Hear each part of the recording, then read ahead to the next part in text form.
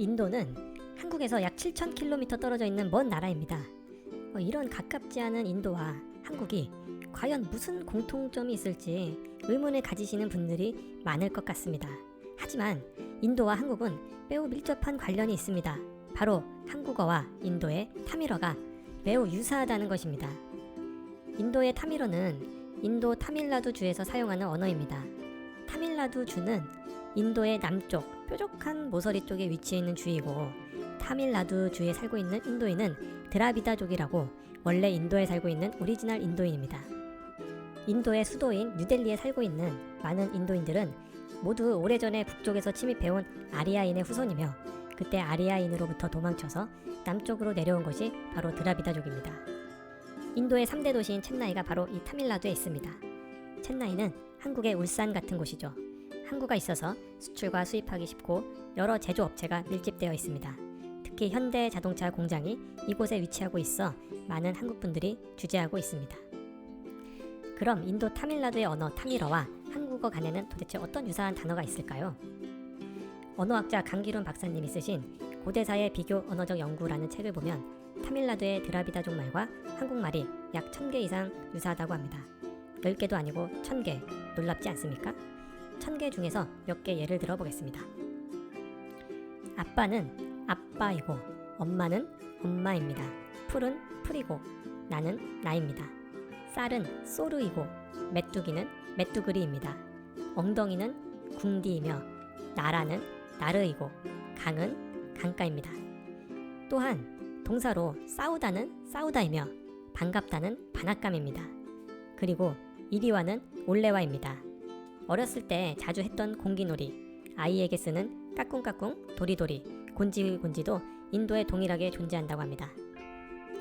이뿐만 아니라 민속 전통놀이인 윷놀이, 제기차기, 쥐불놀이, 팽이놀이도 타밀어로 윷놀인, 제기놀이, 추불놀이, 팡이놀이로 불리고 그 놀이 방식도 거의 유사합니다.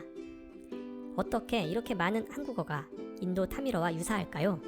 가장 가까운 나라도 아니고 교역을 엄청 많이 하는 것도 아닌데 왜 비슷할까요?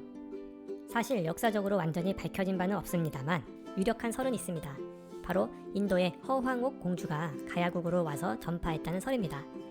농담이 아니고 실제로 이련이 쓴 삼국유사의 기록에 의하면 인도 아유타국의 공주 허황옥이 배를 타고 서기 48년 7월 27일 가락국으로 왔다고 기록되어 있습니다. 김해 김씨의 시조인 김수로 왕이 가락국을 세우고 서기 48년 때 인도인이 가야국으로 와서 서로 국제 결혼을 한 기록은 사실이고, 이를 두고 한국 역사의 최초 국제 결혼이라고 하고 있습니다. 그것도 인도인과의 결혼은 당시 정말 대단하지 않았나 생각이 듭니다. 하지만 학자들이 항상 태클을 걸고 받아들이지 않는 부분이 있습니다. 바로 허황옥 공주가 어떻게 그 먼 인도에서 한국으로 왔는지는 설명을 할 수 없다는 것입니다. 현재까지는 이를 설명하는 유력한 설은 두 가지 존재합니다. 첫 번째 설은 인도 타밀나두 아요디아 꽃밤이라는 곳에서 가야로 배를 타고 왔다는 것입니다. 한국은 당시 고대 국가여서 자세한 기록은 없지만 세계적으로 무역은 활발했을 것이고, 그래서 인도에서 가야까지 항해도 문제 없었다라는 주장입니다. 그리고 당시 허황국 공주가 인도에서 가지고 왔다는 파사석탑이 있는데, 이 돌은 한국에서는 없고 실제로 인도 타밀나두 동부 해안에만 존재하는 돌이라고 합니다. 두 번째 설은 인도 북쪽 지역에서 출발하여 중국에 잠시 머물렀다가 양자강을 지나 바다로 건너왔다는 설입니다. 고려문화연구원 이사장, 한양대학교 명예교수인 김병모 박사님이 쓰신 허황옥 루트 인도에서 가야까지라는 책을 보면 자세히 나와 있습니다. 이 분은 당시 김해 김씨 사당 입구에 걸린 쌍어 문양이 왜 쌍어 문양일까? 의문을 품고 약 30년 동안을 연구하신 분입니다. 그 결과 인도의 북쪽 아요디아라는 지역에서 동일한 쌍어문 모양이 다수 존재하는 것을 확인한 것입니다. 또한 수로왕릉에 대한 기록을 모은 책 승선전지에는 가락국 수로왕비 보주태후 허시릉이라고 적혀 있는데, 보주라는 말이 중국의 사천성 안악이라는 지역 이름입니다. 그곳에 확인해보니 쌍어 문양도 있고 허씨 후손들이 아직도 있다고 합니다. 쌍어문과 보주 지역, 그리고 중국 역사를 종합해보면 인도 북쪽 아요디아에서 중국으로 이주를 했고, 이주하여 정착한 곳이 사천성 보주이며, 당시 한나라가 커지고 세금 불균형 등으로 보주 땅에서 반란이 일어났는데, 이때 그 주민을 강제 이주를 한 곳이 지금의 무한입니다.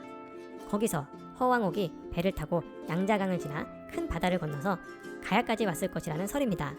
학계에서는 이 설을 거의 유력하게 받아들이고 있습니다. 어떻게 왔든 인도 출신인 허왕옥 공주는 가야에서 온 것은 사실입니다. 그리고 허왕옥 공주는 원래 인도의 오리지널 드라비다족이었을 것이고 자연스럽게 드라비다족의 언어가 가야에 스며들지 않았을까요? 신라 버풍왕 19년 기아를 멸망하기 전까지 532년을 가야국이 존재했습니다.